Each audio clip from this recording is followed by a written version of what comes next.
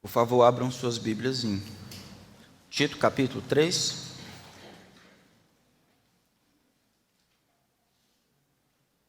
Enquanto eu conto a história de Aurélio Agostinho. Aurélio Agostinho nasceu dia 13 de novembro do ano de 354, na cidade de Tagaste, que hoje pertence à Argélia, no norte da África. Seus pais se chamavam Mônica e Patrício. Além de Agostinho, eles tiveram 2 outros filhos. O pai era pagão, um homem rude e violento de uma vida muito devassa. Desde adolescente, Agostinho imitou o pai na sua vida devassa. Quando era jovem, o pai faleceu. Agostinho teve um filho de uma prostituta e deu-lhe o nome de Adeodato, que significa dado por Deus. Mônica, a mãe de Agostinho, o criou, já que a mãe, por ser meretriz, não tinha condições de criá-lo. Agostinho, muito inteligente e capaz, foi residir em Milão e lá se tornou um dos professores da Universidade de Milão. Chegando em Milão, ele foi escutar Ambrósio, um dos pregadores lá, o bispo, na verdade, de Milão, e ao escutar, sua alma começou a ser tocada. Agostinho abraçava o maniqueísmo e o platonismo. Mas enquanto escutava Ambrósio, ele começou a ter percepções conflitantes dentro de sua alma. Um dia, ele conta assim: eu estava chorando debaixo de uma figueira, debatendo-me entre sentimentos e forças opostas, quando me pareceu ser a voz de uma criança, como que cantando: toge e lege, toma e lê. Resolvi então abrir a Bíblia e ler o que estivesse na frente, e foi isso que eu li. Ele abriu Romanos capítulo 13, verso 11 a 14, e diz assim: e digo isto a vocês que conhecem o tempo. Já é hora de despertarem do sono, porque a nossa salvação está agora mais perto do que quando no princípio cremos. Vai alta a noite, e o dia vem chegando. Deixemos, pois, as obras das trevas e revistamo-nos das armas da luz. Procedamos honestamente como em pleno dia. Nada de glutonarias e bebedeiras, nada de orgias e imoralidades, nem de contendas e rivalidades. Pelo contrário, revesti-vos do Senhor Jesus Cristo e não atentais aos desejos e paixões da vida carnal. Agostinho diz que fechou a Bíblia, ali estava a verdade que ele procurou por toda a vida. Ele diz que todo o peso, toda a treva desapareceu. Ele foi atrás de Ambrósio e depois de receber treinamento formal ou discipulado, ele recebeu o batismo. Tinha 33 anos quando seu filho de 15 anos também foi batizado junto. Logo em seguida, sua mãe morreu, seu filho morreu. No livro das Confissões, Agostinho transcreve as últimas palavras de Mônica, sua mãe. Ela disse: meu filho, não sei mais o que fazer neste mundo, por um só motivo eu desejava viver: ver você cristão. Agora que Deus me concedeu esta graça, parto feliz desta vida terrena. Durante as idas e vindas de Agostinho agora para a igreja, para aprender a palavra de Deus, enquanto ele caminhava nas ruas de Milão, uma prostituta o reconheceu. E quando ele percebeu que a prostituta estava vindo atrás dele, então ele apressou o passo e começou a correr, e ela começou a gritar: Agostinho! Agostinho! Sou eu! Aquela! Lembra? Aquela, Agostinho! Nesse ponto, Agostinho parou, virou para ela e disse: mas eu não sou mais aquele. Eu mudei. Agostinho morreu aos 76 anos de idade. Ele se tornou o bispo de Hipona, ali no norte da África. A vida de Agostinho ilustra o que o Evangelho é capaz de fazer com alguém. A vida de Agostinho ilustra claramente que, quando falamos de salvação, esse termo tão vazio ainda precisa ser compreendido como o poder de Deus para a transformação das estruturas mais fundamentais do homem. Agostinho demonstra de que o Evangelho de fato transforma a vida do pecador, e essa é a grande força motriz pela qual nós vivemos da maneira que vivemos. O texto de Tito, capítulo 3, vai falar sobre o Evangelho e sua atuação na vida daqueles que creem. Nós já vemos versículo 1, 2 e parte 3. Vamos ler até o versículo 7. E aí já vou dizendo na frente que a gente não vai ter tempo de ver todo. Lembre a todos que se sujeitem aos governantes e às autoridades. Tito capítulo 3, verso 1. Que sejam obedientes e estejam prontos para toda boa obra. Que não difamem ninguém. Que sejam pacíficos, cordiais, dando prova de toda cortesia para com todos.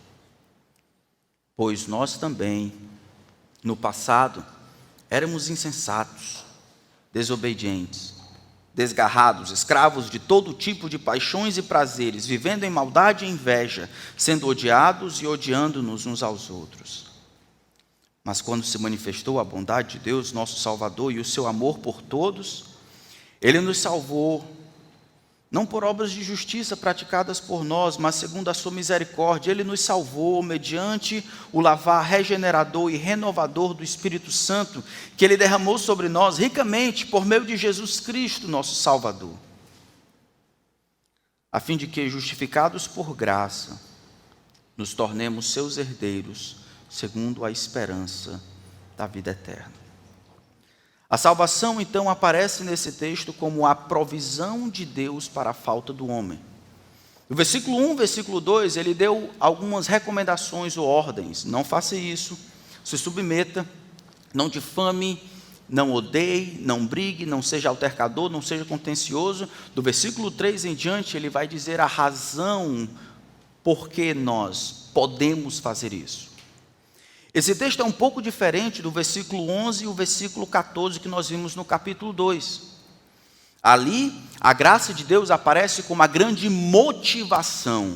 Servos, obedeçam os seus patrões. Vocês, homens mais velhos, cuidem dos mais novos. Vocês, esposos, aceitem a liderança dos seus maridos. Mas, aqui, não é a razão que está em voga, mas o poder.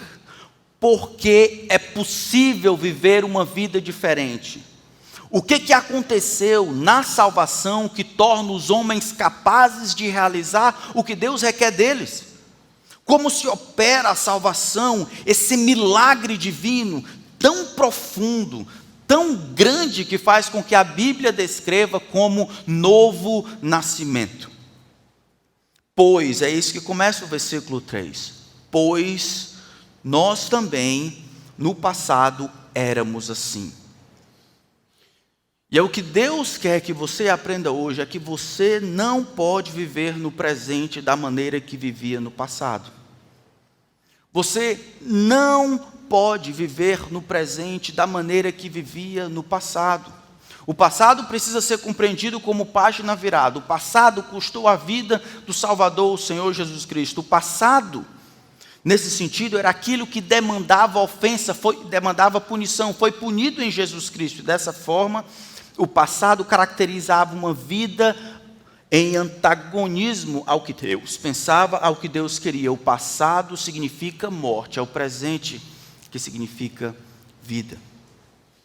Versículo 3, então, pois nós no passado, nós éramos insensatos, nós éramos desobedientes, nós éramos desgarrados, escravos de todo tipo de paixão e de prazeres.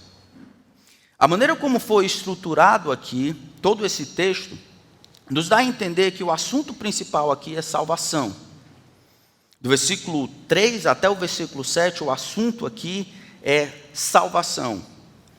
Parece que Paulo tem convicção absoluta de que aquilo que aconteceu em Cristo e a crença que os homens colocam em Cristo, essa mudança que é tido como salvação, de fato opera no mais profundo do homem. Então, estamos diante de um texto onde Paulo olha a salvação de diferentes ângulos. Ele começa falando sobre a origem da salvação e depois ele olha a base da salvação, depois ele olha o processo da salvação e só depois ele olha o resultado da salvação. Salvação vista de todos os ângulos. De onde vem a salvação? Como os homens podem ser salvos? O que acontece no interior dos homens? Qual o processo pelo qual Deus salva e transforma os homens? E qual o objetivo final? Mas isso começa no versículo 4. Antes disso, temos o versículo 3. O versículo 3 fala sobre a necessidade de salvação. Vamos pedir então a ajuda de Deus. Eu queria que você orasse comigo, para que você se visse como Deus lhe vê.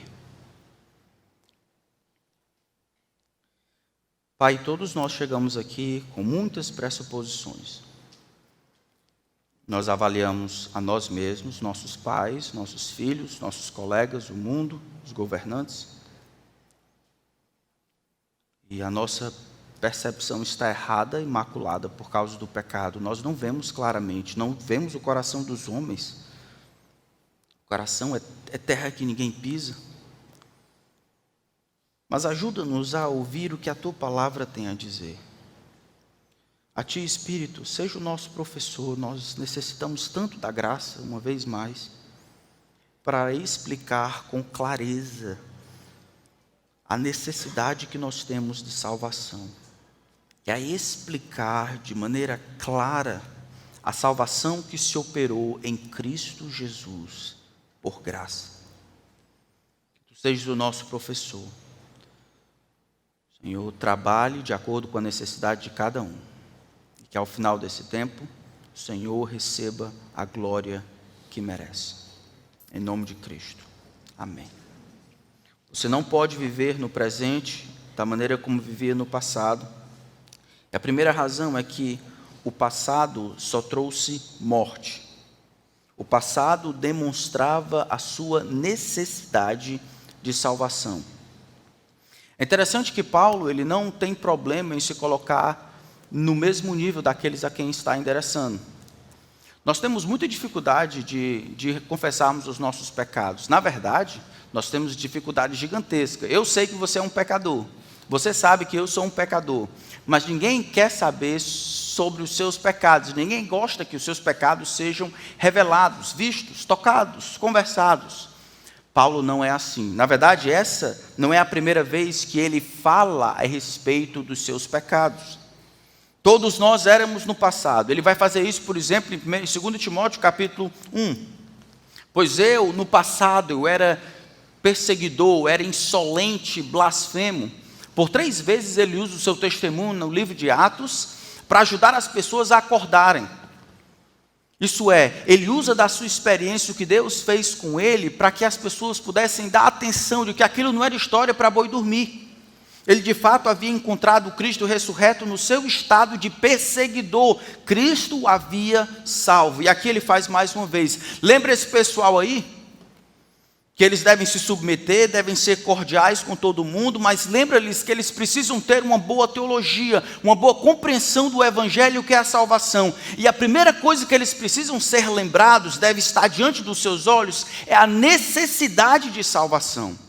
Eles não podem viver no estilo de vida que tinham no passado. Os cretenses, glutões, preguiçosos que moram aí, precisam olhar para vocês de dentro da igreja e ver uma vida completamente diferente. Como isso é possível? A graça de Deus. A graça de Deus tornou isso possível. É por causa dela que nós vivemos assim. Paulo utiliza o passado como regra do que nós não deveríamos ser. Paulo utiliza o passado como comparativo daquilo que nós deveríamos fazer morrer todos os dias. A salvação parece ser vista aqui como alguém que come açaí. Não importa quantas vezes ele diga que não comeu, quando ele sorri para você, todo mundo vai saber que ele comeu açaí. Salvação é algo assim. Ele pode indicar os vários pecados ou comportamentos ou atitudes do passado e dizer, olha, nós éramos assim. Foi isso que ele fez, por exemplo, em Coríntios, falando sobre imorais, homossexuais, sodomitas, efeminados, ladrões, roubadores. Ele diz, tais fostes alguns de vós, mas vocês foram lavados pelo sangue de Jesus, foram purificados no Espírito do nosso Deus. A má compreensão, irmãos, dos nossos pecados acaba nublando a nossa compreensão da graça de Deus. As vergonhas que nós temos de compreender os nossos pecados como eles são, nada mais é do que orgulho falso, do que orgulho tentando nublar a compreensão da graça de Deus. Na verdade, o que você está dizendo, compreendendo, anunciando, é que de fato é melhor do que você acha que é, ou não quer que as pessoas saibam que na verdade você é um pecador perdido, muito pior do que eles pensam. A descrição aqui não é exaustiva, mas a descrição dos homens, Paulo e Tito incluso, é de pesar o coração. Olha o que é que diz aqui. Ele diz: pois nós no passado, nós éramos insensatos e desobedientes. Depois ele diz: desgarrados e escravos de todo tipo de paixões. Depois vivendo em maldade e inveja, sendo odiado e odiando-nos aos outros. Vamos colocar isso aqui em pares. A palavra insensato aí descreve aquela ausência de habilidade de usar as faculdades mentais, de maneira a processar a realidade de maneira correta. É a mente embrutecida, insensível, até umas vezes traduzida como estúpida, insensata. Falta-nos o bom senso. É só olhar o mundo.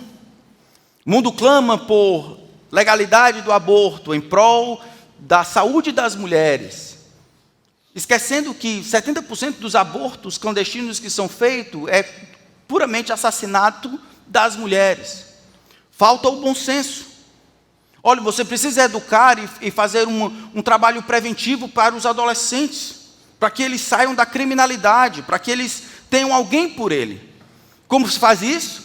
Se fala sobre como realizar uso de preservativo nas escolas com crianças de 12 anos. Diz para eles como se faz, porque isso é trabalho preventivo para ajudar a sociedade e os adolescentes do futuro. Isso é contrassenso. O mundo não compreende as coisas com clareza. Isso é próprio do mundo. Insensatez, até estupidez, tolice, ausência de percepção daquilo que a realidade de fato implica. Falta de compreensão do todo, sempre olhando com muitas arestas, sempre olhando por esquina, nunca olhando a realidade como um todo. Éramos nós assim. Morrer de trabalhar para juntar e morrer sem levar absolutamente nada, e ser esquecido depois de 5 anos, o máximo ganhando é o nome de rua. Isso é insensatez. Eclesiastes vai dizer: vi um homem que se matava de trabalhar, nunca dormia, sempre cansado, trabalhando, e ele morre, e deixa tudo para o que vem depois dele, e o que vem depois dele, gasta tudo. Isso é o coração insensato.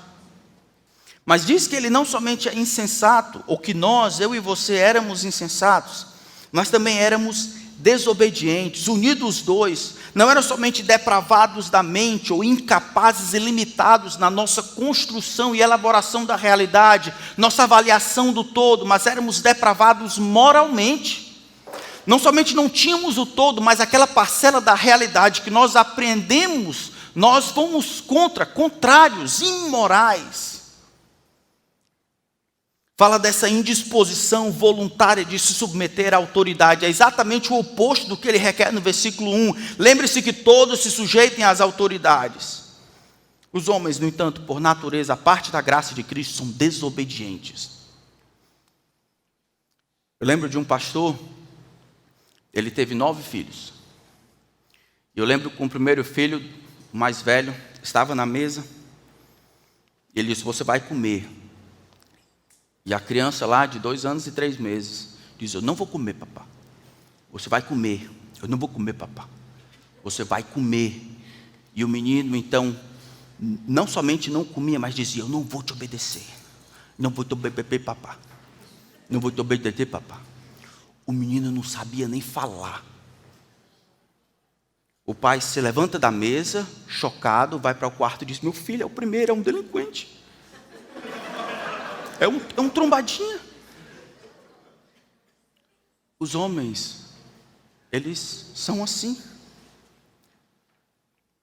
Os homens não somente, eles são imorais na percepção, limitados na sua sensatez, incapazes de perceber o todo, mas naquilo que percebem como ordem simples: sente e coma. Os homens também são imorais em termos de valor, eles são desobedientes. Depois, o próximo passo, ele diz, eles são desgarrados ou iludidos, o texto diz aí. Iludidos, conduzidos para longe do caminho certo, enganados.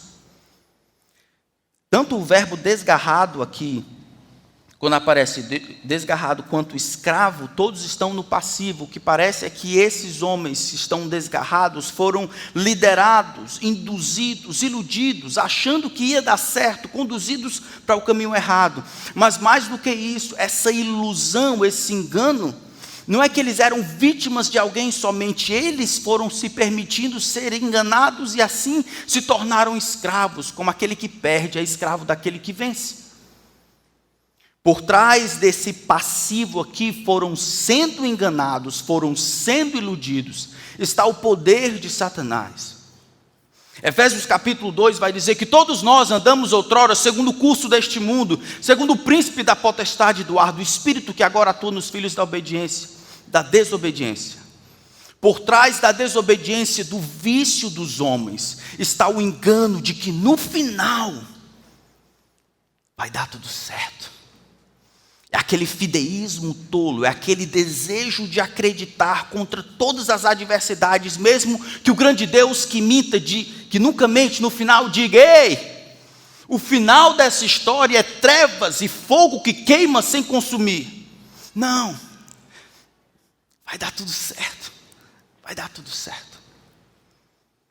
Os homens enganados, iludidos, achando que podem de alguma forma torcer a justiça de Deus, são como perus, engordados, enganados por Satanás, que lá por janeiro, eles começam a ter afinidade com o Criador. Em julho eles acham: olha, esse camarada é o meu melhor amigo, traz comida 3 vezes por dia, me engorda, cata minhas coisas, está tudo direitinho. Em outubro ele acha: vai dar tudo certo, aqui é o céu. Até que chega dezembro. Não vai dar certo. Não vai dar certo. Tudo aquilo que o grande Deus disse que vai dar errado, vai dar errado. Você precisa acreditar nisso. Desconsiderar o que Deus tem dito é crer e morrer achando que Coca-Cola é leite. É achar que no final, de fato, alguma coisa Deus torcerá ao direito e Ele vai passar por cima das regras do universo que Ele estabeleceu. Salvação só vem por meio de fé e arrependimento. Esta fé está em Cristo e o arrependimento de uma vida desgraçada. Essa é a única maneira, a única solução que você tem. A parte disso, eu e você estamos absolutamente perdidos. Você pode morrer achando que dará certo. É a sua palavra e os seus sentimentos contra a de Deus. Pese isso na balança. Você verá o peso que a sua fé tem. Os homens são não somente desgarrados, mas eles são escravos. São escravos de si mesmos, são escravos do diabo. Foram feitos escravos voluntariamente. Segundo Coríntios capítulo 4 vai dizer: se o nosso evangelho ainda está encoberto, é para os que se perdem que está encoberto, a quem o Deus deste século cegou o entendimento dos incrédulos, para que ele não lhes resplandeça o evangelho da glória de Cristo, qual a imagem de Deus. E eles andam tateando, como que tentando experimentar, como que tentando encontrar uma solução. Éramos eu, Paulo e a torcida do Flamengo. Todos estávamos assim. Mas o quadro continua. Ele diz: éramos no passado insensatos, desobedientes, desgarrados, escravos de todo tipo de prazeres e paixões, boas e ruins. Eram paixões que nos controlavam, eram paixões que eram inflamadas pelo nosso desejo de viver a parte de Deus.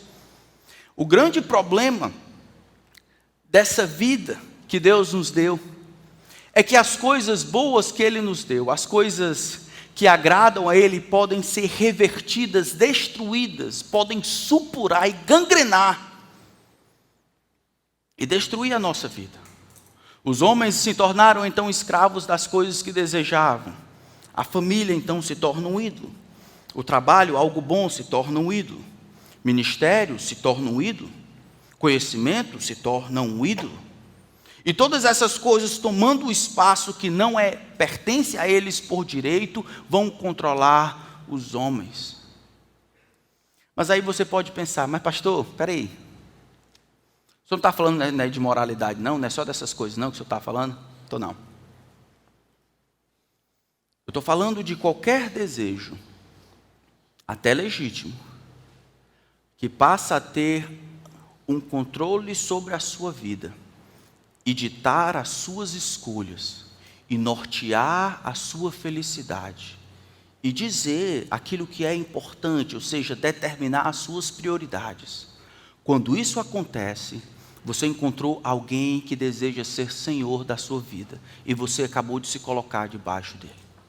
Pode ser casamento, pode ser família, pode ser sonho, pode ser um filho, pode ser uma mãe, pode ser mulher, pode ser marido, pode ser um trabalho, pode ser qualquer coisa. Os homens, como não têm Deus, a parte de Cristo, eles vão procurar coisas para colocar nos pedestais do seu coração. Se tornam escravos, assim como o vencido se torna escravo do vencedor. É assim que começa. Então, todos os prazeres e paixões. Ele continua vivendo em maldade e inveja. A palavra maldade significa hostilidade. Maldade é o que se faz quando se deseja o mal de alguém. Inveja é ressentir-se e desejar o bem que outros têm. Maldade é o desejo pelo mal do outro. Mas se você talvez conhecer alguém parecido com o que eu conheci, alguns vão dizer, pastor, eu nunca desejei mal para ninguém. Eu? Não. Eu nunca desejei mal para ninguém. Não, boto minha mão no fogo. Nunca desejou mal aquele que lhe cortou no trânsito? E o ônibus que passou e não parou? Ou o rapaz da frente que botou o para-brisa e entrou dentro do carro, para molhar? Ou o ônibus que passou em cima da poça de lama e molhou o seu sapato novo? Ou o colega que quando você era criança bateu em você, ou fez chacota da sua mãe? Ou fez chacota de você? Aquele professor, aquele colega de trabalho que humilhou você? Você nunca desejou o mal dele, não? Ou aquele ladrão que lhe roubou? Aquele político que mentiu para você? Aquele amigo que lhe traiu? Nunca desejou o mal para ninguém? É isso? Nunca pensou que seria melhor se? Nunca orou pensando, mas se isso acontecesse? Ou o cônjuge que lhe abandonou? Porque você não se lembra, não quer dizer que você não desejou o mal de ninguém. Nós desejamos, irmãos, por natureza, o mal daqueles que vão contra nós. Às vezes, em indiferença, não queremos o mal ativo, mas na nossa passividade não queremos o bem do outro. Isso é mal.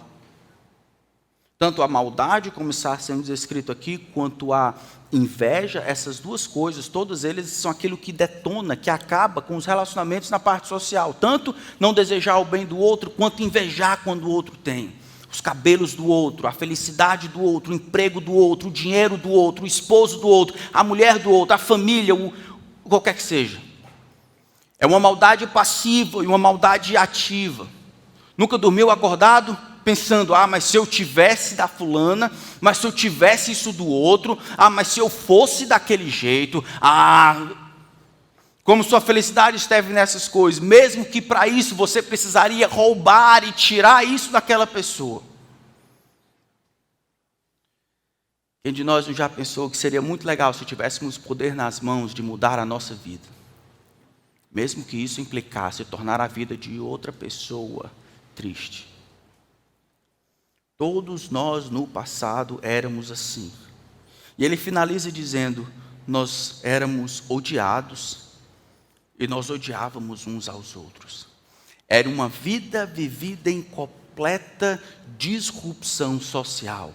Os motivos eram errados, as atividades eram erradas, os desejos eram errados, as paixões eram erradas, os interesses eram errados. É o contrário de amor, é ódio. Ódio no sentido ativo, eu quero o mal. Ódio no sentido passivo, sabe de uma coisa, eu não me importo. Ou ódio no sentido de não querer o melhor. Posso te dar 10, vou te dar 2, fica satisfeito. Tudo isso é ódio, irmãos, porque amor é exatamente o oposto, é o desejo pelo bem do outro e o esforço para que aquele bem aconteça. Quando eu não faço isso, mesmo que não haja atividade para o mal, há resignação e passividade para o bem. O nome disso é ódio. Era assim que isso caracterizava a nossa vida. É por isso que você não pode viver hoje como vivia no passado. Essa é a descrição que Deus dá para a nossa condição a parte de Cristo. Você não é uma pessoa ruim. Mentiram para você. Faltaram com a verdade. Você não é uma pessoa ruim, tadinho. Você é muito pior que ruim. A condição do homem, a minha, a parte de Cristo, é pior do que só simplesmente ser ruim. Não é uma condição que nós estamos numa dificuldade ou estamos em aflição. Existe uma demanda gigantesca de dentro e nós de dentro não conseguimos resolver. O problema de salvação é um problema muito mais profundo do que qualquer educação, do que qualquer história pode resolver. É um problema fundamental da culpa que existe do homem pecar, porque não trabalha, não vive, não honra o Criador que o criou. É de Deus o direito de punir aqueles que ofendem ao Criador. O homem está fazendo isso não porque é vítima, mas porque quer. E quando se torna vítima, é vítima primeiro de si mesmo. O pobre homem está perdido, essa é a sua situação. Como se não bastasse, você não pode solucionar o problema.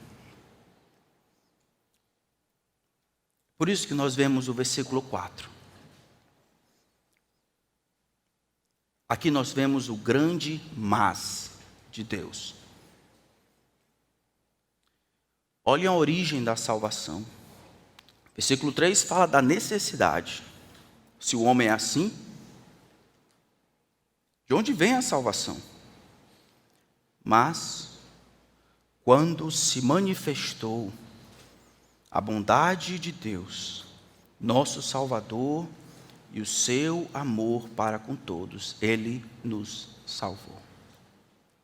Versículo 4 até o versículo 7 é uma grande frase, uma frase só no texto original. O verbo que controla tudo que está acontecendo é o início do versículo 5. Ele nos salvou. Esse é o verbo que controla, que domina toda a oração. Esse é o verbo que passa, a salvação que Deus operou em Cristo. Mas de onde vem essa origem? Não é no homem. A nova era vai dizer que você precisa conhecer a si mesmo, que você precisa cavar fundo e perceber as fagulhas divinas que existem dentro do seu coração. Coach aqui não presta para nada. Todas as autoajudas que o homem diz para que você pense certo a respeito de si mesmo não tem nada a ver. Você, assim como eu, a parte de Cristo, estamos perdidos em nossos pecados e a menos que Deus de fora traga salvação, você e eu permaneceremos nos nossos pecados eternamente. Nossa estrutura não será mudada. Amaremos com todas as forças os nossos pecados.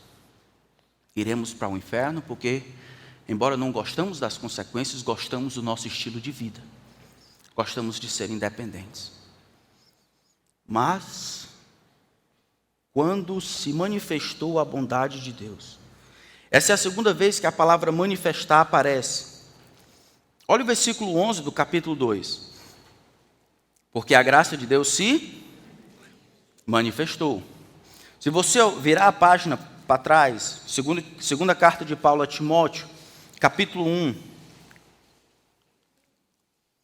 fala dessa manifestação histórica. Verso 8 diz: portanto, não se envergonhe do testemunho de nosso Senhor Jesus, nem do seu prisioneiro que sou eu. Pelo contrário, participa comigo dos sofrimentos a favor do Evangelho, segundo o poder de Deus, que nos salvou e nos chamou com santa vocação, não segundo as nossas obras, mas conforme a sua própria determinação e graça, dada em Cristo Jesus quando? Antes dos tempos eternos. E manifestada quando? Agora, pelo aparecimento de nosso Senhor Salvador Jesus Cristo. Essa manifestação aqui é a manifestação histórica de Jesus Cristo, o aparecimento de Jesus de Nazaré. O surgimento de Jesus de Nazaré é o coração do Evangelho. Ele se manifestou 2000 anos atrás, e aqui mais uma vez a bondade, o amor se manifestou mais uma vez. Essa manifestação é descrita de 3 formas: bondade, amor, e no versículo 7 é descrita como graça. Bondade, o interesse de Deus por sua criação. Amor, o desejo pelo bem. Daqui que vem a palavra filantropia, o desejo, o interesse pelo bem. Graça, imerecido. Quando usou a palavra misericórdia, ele implica que o homem está em miséria. Porque a palavra misericórdia ou compaixão significa exatamente isso: coloca o teu dedo na minha miséria, ou se compadece, sofre comigo. A misericórdia de Deus é a origem da salvação, é a miséria que ele viu na sua vida. Implica-se disso que você está em profunda miséria. A bondade significa que Deus, Ele ama você. Ele se interessa por você. Mas a graça implica que a sua miséria é merecida. Não é a sua miséria que faz com que o grande Deus olhe lá de cima e diga: tadinho. O fato de você precisar de misericórdia não significa que você mereça. Por isso as duas coisas caminham juntas. É misericórdia porque você carece, necessita de que Deus se torne propício para você. Você precisa de que Deus venha e cuide de você na sua miséria. Mas você não demanda. Por isso graça, porque mesmo na sua miséria, essa sua miséria é consequência dos seus pecados. Todos nós andávamos desgarrados como ovelhas. A graça implica que aquilo que você mais precisa, de fato você não merece. Isso é ser pecador. Isso é ser perdido. Aí repousa a origem do Evangelho, a origem da salvação, em Jesus Cristo. Quem é esse Jesus Cristo?